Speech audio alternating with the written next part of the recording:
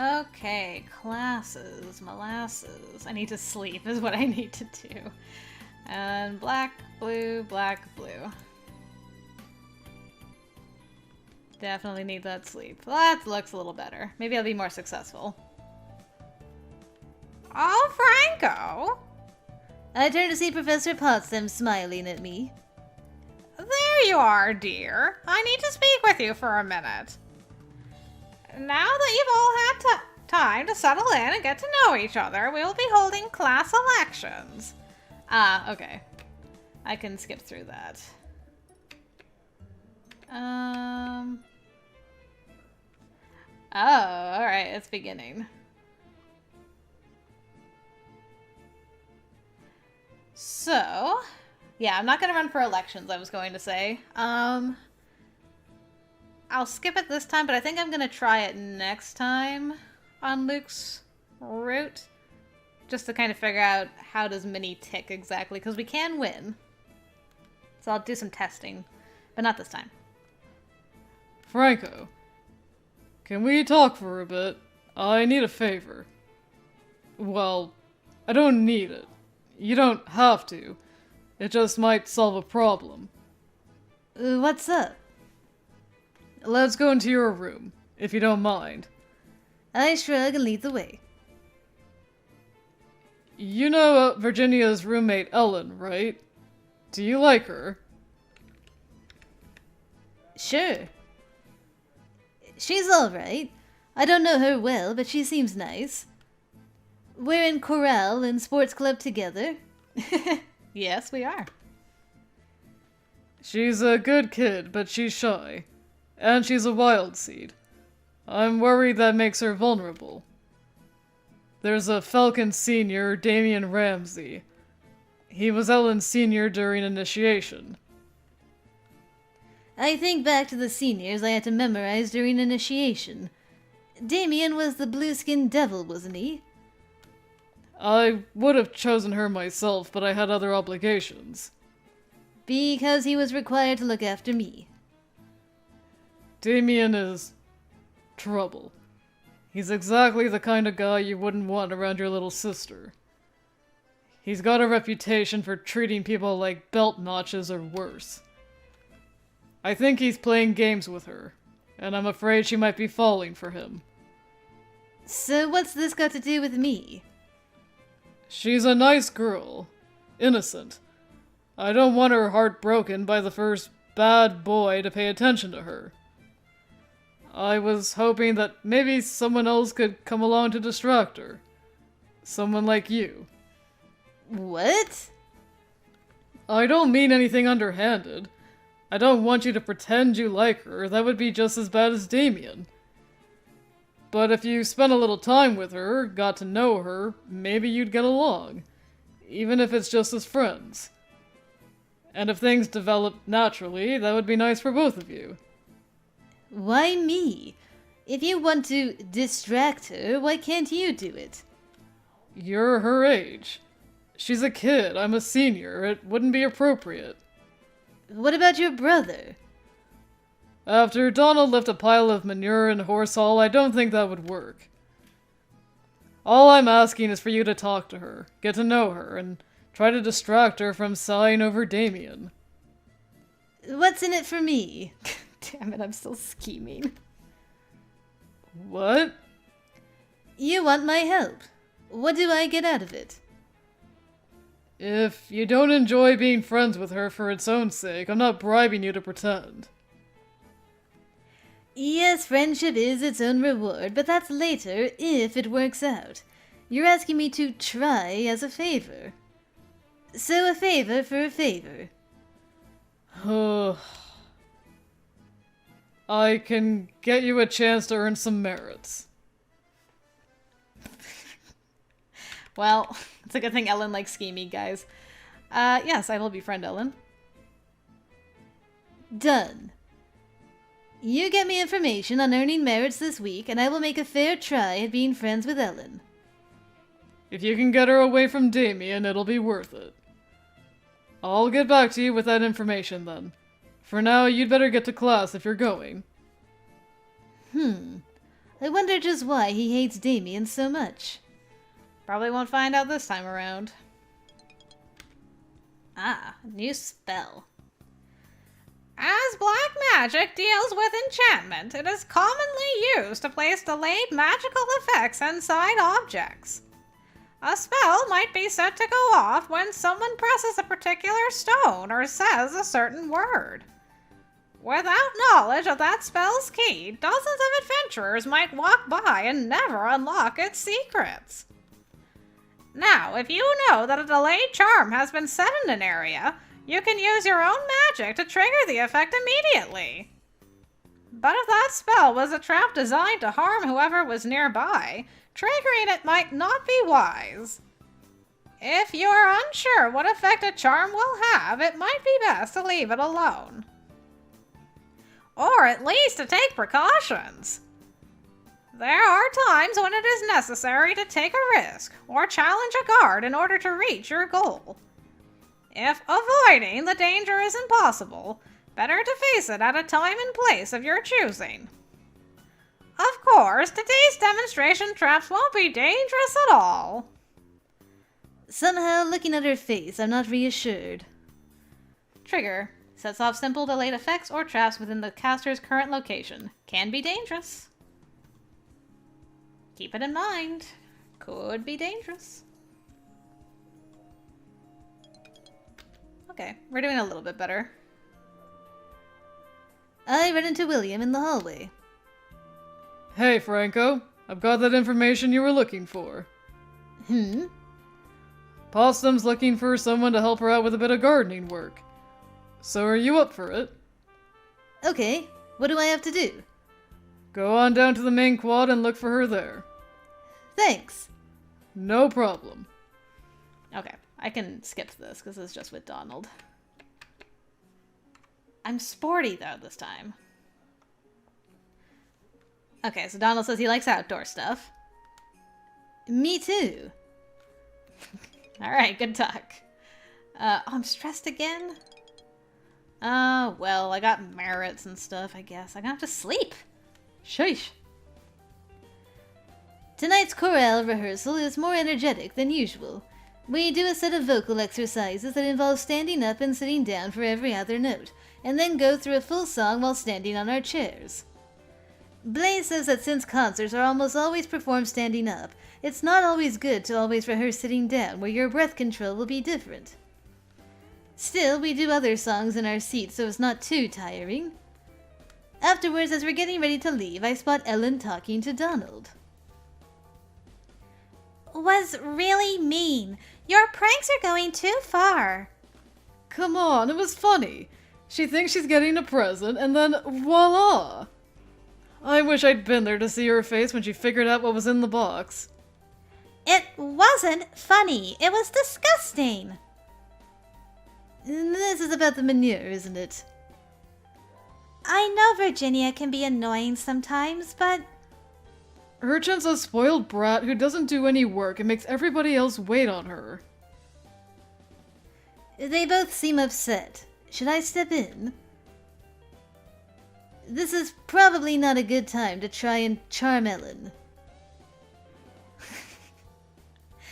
I mean...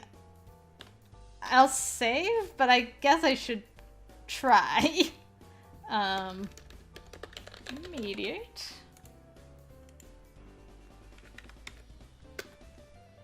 Hey, what's going on?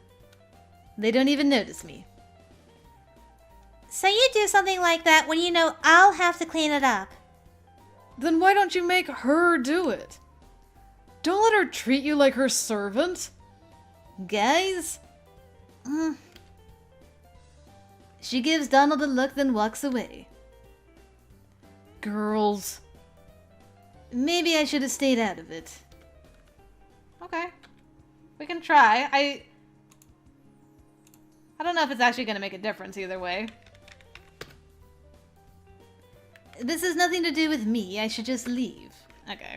That's not nearly as entertaining. I'm going to mediate anyway. Even if they don't notice me at all. Class elections. I'm not this time. My parents will just have to deal with their disappointment. Bleh. Take that, Mom and Dad. Oh, come on!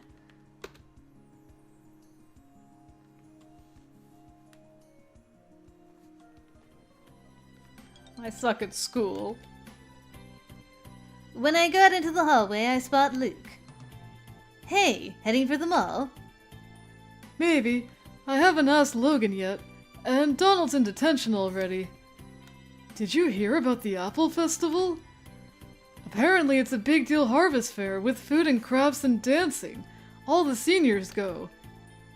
Do you have something like that where you come from? Our biggest festival's in the spring. It's too bad freshmen can't go to this Apple Festival. I'm curious to see how Americans celebrate. Oh well. What should I do today? Study. Hi, Minnie. Okay, we won't do the dungeon hints. I have the option to help. I feel like that's a mini thing, but... yeah, I'll leave that alone. I'm curious about that, though. White magic, okay. I'll take that. Ah. This is when we get contacted. It's time. As I'm heading back to my room, I feel a strange tickling sensation in my mind.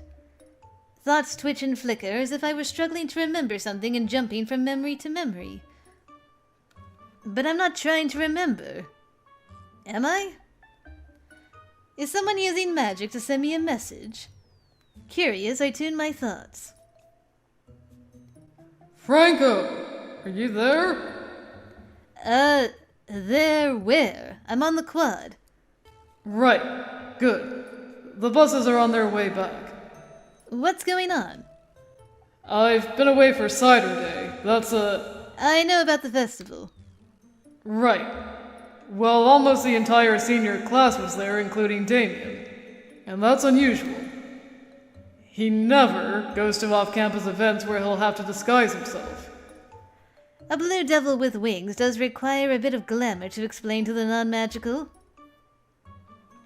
So I kept an eye on him all day at the fair to see what he was up to. He bought an apple pie. And that's bad. I'm pretty certain it's a present. Box, bow, calligraphy, all that. It's gotta be for Ellen. This is your chance to interfere. I can't just rip a present out of a girl's hands. He won't just give it to her. I know him. There's always drama, always a game. Just what happened between William and Damien in the past. We're on our way back now. Go to Horse Hall near Ellen's room. Just see what happens. Even if all you do is spoil his grand entrance. All right. I did agree to this. Okay, I'm going to save before I do anything. Pie! There we go. I make my way over to Horse Hall, trying not to be noticed. I spotted Ellen and Virginia walking towards the cafeteria, so they're probably going to dinner. So with any luck, they won't be back for a while, and they'll never know I was hanging around outside their room. If I knew more blue magic, I could blend seamlessly into the walls, but as it is, I'll have to settle for being sneaky. I hang out around a corner, doing my best to look casual and bored, and like I'm thinking about something else entirely. And I steer clear of the girls' bathroom. Like a good boy. Nothing seems to be happening. Was William wrong? Am I missing dinner for no reason? If I wasn't so desperately bored, I might not have noticed the tiny sound, but right now any change is exciting. I definitely heard something. I didn't see anyone approach. I don't hear footsteps. Is someone there? I'm not trying to have an actual confrontation with Damien. I'll wait a moment before checking. I don't hear anything else, so I walk back around the corner to Ellen and Virginia's room. There's a small box sitting right in front of their door. The box is tied with a blue ribbon and has "To Ellen" written on it in flowing gold letters. Okay, I'm not gonna search for Damien. Let's examine it. Is this the pie William was expecting or something else? Oh. I cast a spell focusing on the details of the box. I can sense the little grooves where the inscription on top was handwritten, the neatly trimmed edges of the ribbon, and inside... Yes, that's a pie. I'm not sure what else I was expecting. Suddenly, I hear voices approaching. Oh. Get rid of it. As long as it's not Jacob. Anyone but Jacob. Huh? What have you got there? I quickly pick up the box. It's from me. Yeah. Bluff it. You gotta bluff it, man. You can do it. I open the box, folding it over to display the pastry and hide the inscription. It's a pie from the Apple Festival. I thought we could all share it. You gotta go to cider day? No, but William did. And he's my senior, and I felt bad about the mess with Donald last week. So on behalf of Wolf Hall, or at least on behalf of me, a peace offering. This had better not be a trick, or you're going to be wearing that pie. How could it be a trick if I'm going to eat it with you? I hope Damien didn't put some sort of love potion in the pie. That could get awkward. So what do you say? Apple pie? Alright, let's go back to the cafeteria. I'm not sure. I don't know if I like apple pie. I've never eaten it. What? How can you have never had apple pie? That's like a requirement of American culture. I just haven't. I've never had American-style pie myself, so this is a good time to try it out. And if anyone doesn't want theirs, I'll eat the rest. In the end, we split the pie, which is pretty tasty, and they never guessed that Damien was involved. I mean, that worked. I don't know if Ellen was particularly happy about it, but I think it worked. I don't even have to guess who's knocking on my door this morning. Come in, William. Hi. I wanted to apologize. I put you on the spot yesterday. I know this probably seems a little weird, sneaking around and getting worked up over a guy buying a pie. I'm taking things too personally. I know. I'll try to back off. Okay. So, how did it go?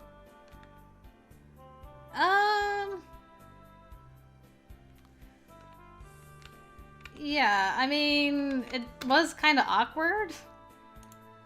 Oh, I'm, like, much further along. Awkward? I don't even know if I spelled awkward right. I did. Okay. Well, it didn't go quite as I planned, but... But? The important thing is that I got rid of the pie, right? Right.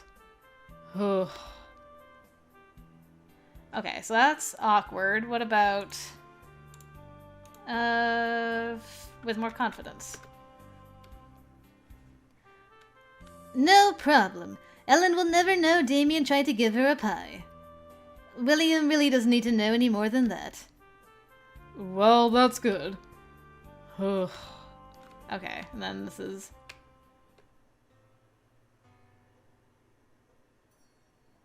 I guess I could do I've heard enough. Yeah, I get the picture. I'm sorry. He doesn't want to talk about it, and I don't need to hear the details. He just keeps telling me anyway. Okay. I don't want to see another freshman year ruined the way mine was. I'm sure Ellen will be fine. You're probably right. I'll see you later. He leaves. So, I just need to count on Damien not mentioning the pie, and then we'll be fine. I might have to reload to there. I'll see. It went okay. Upcoming elections. Horse trading. Horse trading? That's what we called it! In exchange for a chance to earn merits, I agreed to try to befriend Ellen Middleton in Horse Hall. Gardening. Disharmony. After chorale practice, Ellen and Donald were arguing about the prank he played on Virginia. Donald claimed that Virginia treats Ellen like her servant. I couldn't tell if she agreed with that statement or not. She is a clean freak. I know she cleans up after Virginia a lot. Disobedience. Against my parents' wishes, I chose not to run for class office. Apple Festival, helpful mini, pie intercepted. William asked me to stop Damien from delivering a pie as a present to Ellen. I ended up sharing the pie with Ellen and Virginia as a friendly gesture. Mission accomplished. William and Damien. He's still upset about it, that's for sure. Okay. We'll move on till next week. Alright, I guess, sleep. Again. Still trying to get that teleportation spell. Can't believe I got so stressed out. Even before I set foot on the quad in the morning, I can tell that something strange is going on. There are masses of students all along the pass and a steady buzz of conversation that I can't quite make out. Is this an assembly? A ritual? A drill? Hello, Franco! Oh, hello. I turn to see Minnie Cochran beaming at me as if she's just won a prize. Welcome to Iris Academy's election week! Has anyone told you about the electable positions? Not really. The freshman class has only 2 electable positions, president and treasurer. That's because traditionally there aren't any events organized solely by the freshman class, so we don't need as many officers. We do have a share of responsibilities for school-wide events and fundraising, of course, but we could do more. Don't you think it's a shame that there's no magical history or politics taught to freshmen? Perhaps if you would be willing to lead a discussion about how different things are in Illyria. I really don't want to be responsible for that sort of thing. I thought I had escaped politics by not running for office. Oh, well, I wouldn't want to pressure you. There are many more events that could be designed to improve our knowledge and understanding. Like the Saturday study sessions that I've been organizing. As president, I have so many ideas I want to put into practice. I hope I can count on your vote. Who does she...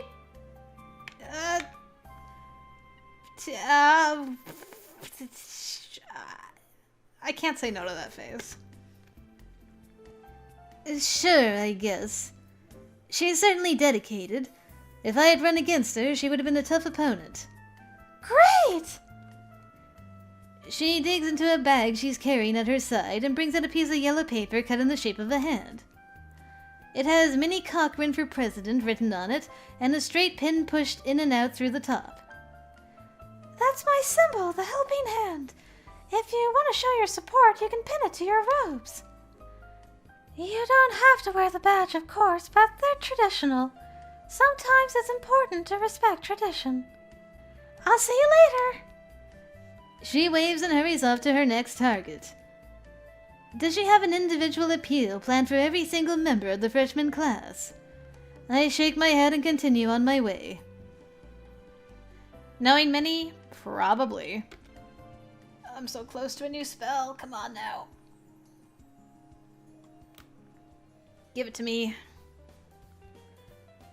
If yesterday's campaigning was a dull and distant roar, today is more like standing directly under a waterfall. Okay, can I... Alright. Every step I take, someone wants to shake my hand and press another pin or ribbon onto my robe. Sometimes... Sometimes my voice just breaks. Sometimes ribbons are dropped around my neck by people I don't even see.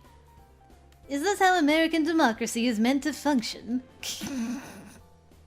Sounds about right. Alright. Is this true sight? Yeah, true sight. Okay. Not teleportation yet. I need to get that before November. Even though it's only been going on for a few days, the constant clamor of campaigning is more than tiresome. If I knew my way around campus better, I might find some way to bypass the scrum.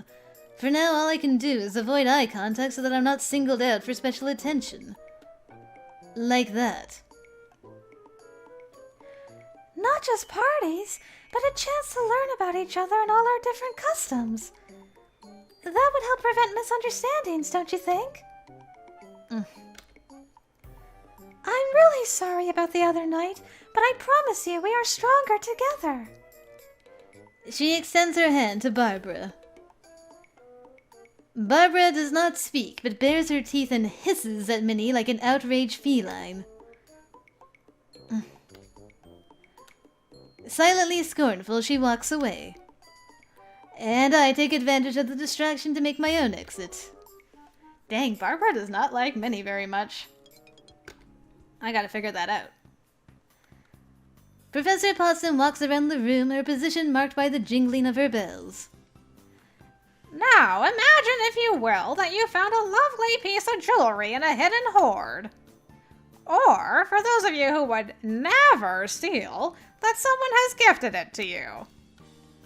Is it actually stealing to take treasure from a dungeon? Before you can put on your lovely new acquisition, how can you tell if it is safe? After all, a cursed ring might snap shut and bite your finger clean off. The wise witch always checks for charms.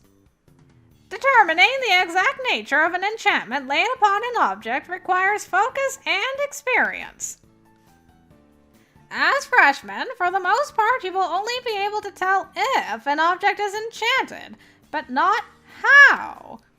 An enchanted object might be cursed to explode when touched, or blessed to grant protection when carried. Or it might do nothing at all and simply be a container to hold excess magic. But if you detect that the floor in a particular location is charmed, it is probably a trap. Now, can you tell which planks I have set traps on while I've been walking around the room? Try not to get caught.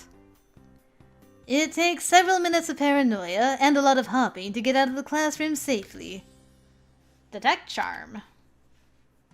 Alright. The mood in the gym is more subdued than usual. No one seems very inclined to be loud. Oh, hello, Blaze. Good evening, everyone. How are you doing? A bit tired? Since some of you have been straining your voices already this week, we're going to take it easy today. Whispering is also a strain on your voice. It's better to talk softly. First, we're all going to relax and take slow, deep breaths. Breathe from your stomach, not your ribs or neck.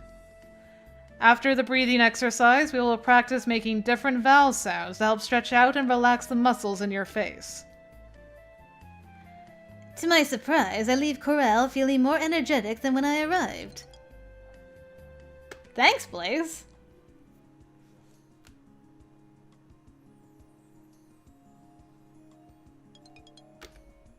That was unexpected, but nice. After activities on Friday, each class has a scheduled time to come to the gym, where the officer candidates will make their final speeches before elections. We aren't allowed to vote in the elections for the higher classes, nor they in ours. Each class is meant to function as a separate unit. In theory, we know our own members best, and we know what we want as a group. Excuse me, I have a lot of air all of a sudden. Go away, burps. Therefore, we are not required to attend the speeches for the other classes. The freshman slot is the last one in the day.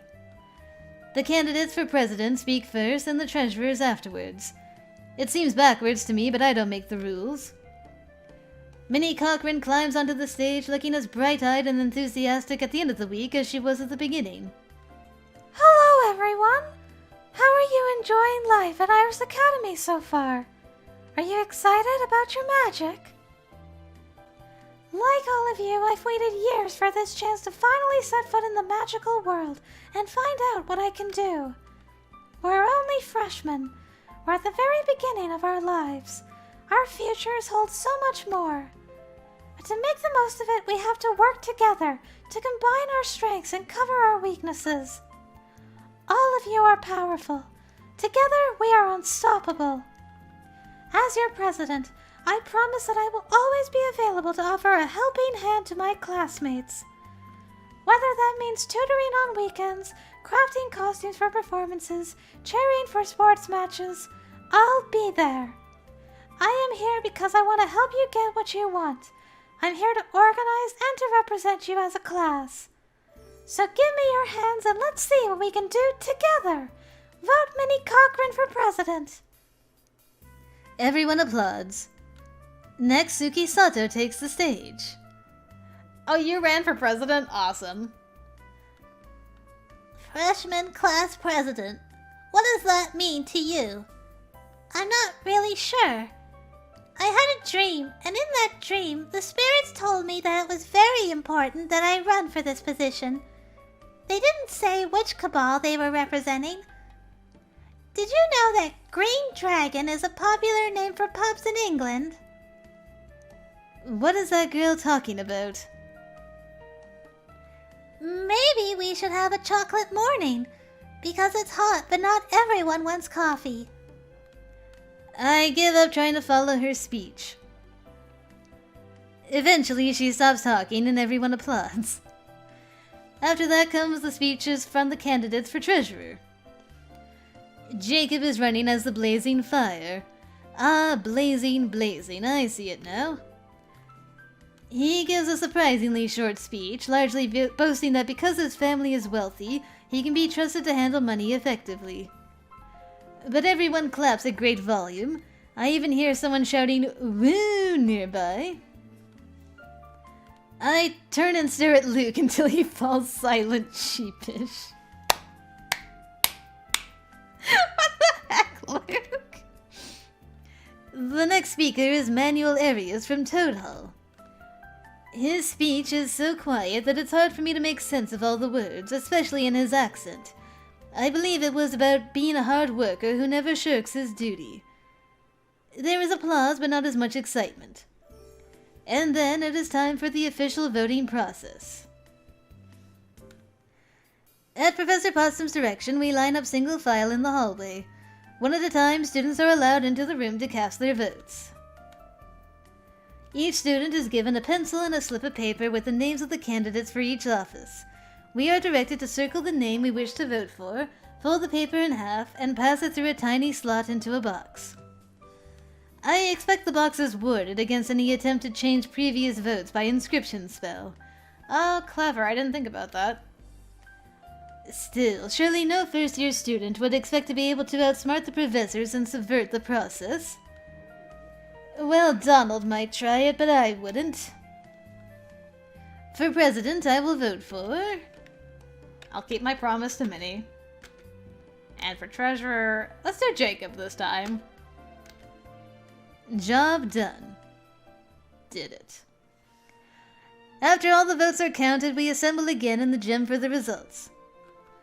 The position of freshman class treasurer will be held by Jacob Blazing. And I'm proud to announce that this year's freshman class president will be Minnie Cochran. I'd like to thank you all for your hard work this week. You students are what make Iris Academy truly great. The teachers need to speak to the newly elected officers afterwards to discuss their positions. I hope you all have a wonderful weekend. Thanks, Potsdam. Appreciate it. Alright, got that money. One more week and I can go get that charm, so we'll study again. We'll study with our president.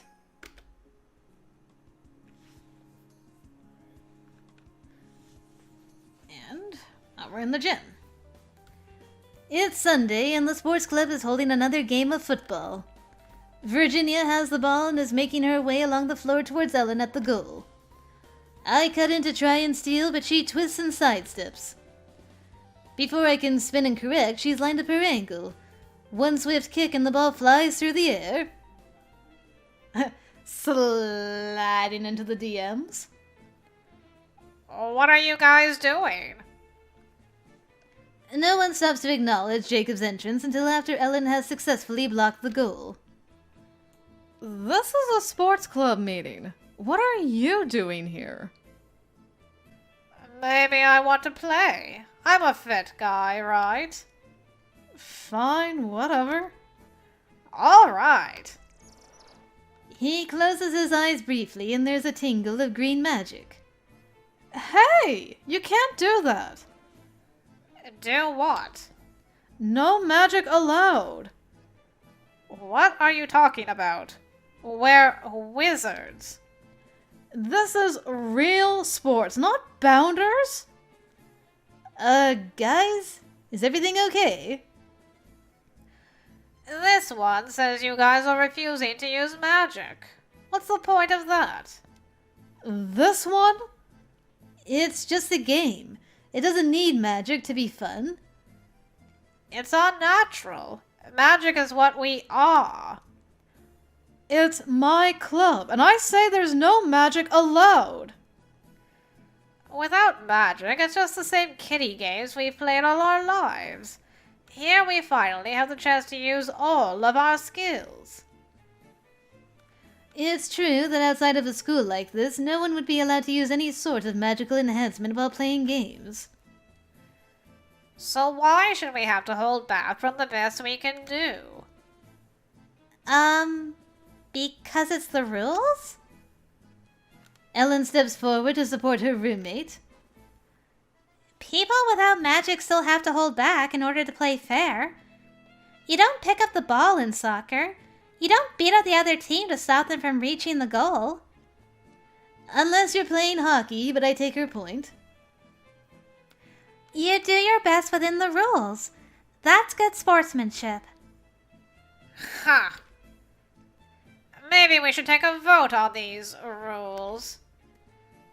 You appreciate the idea of playing with fire, don't you, Franco? How about flying basketball?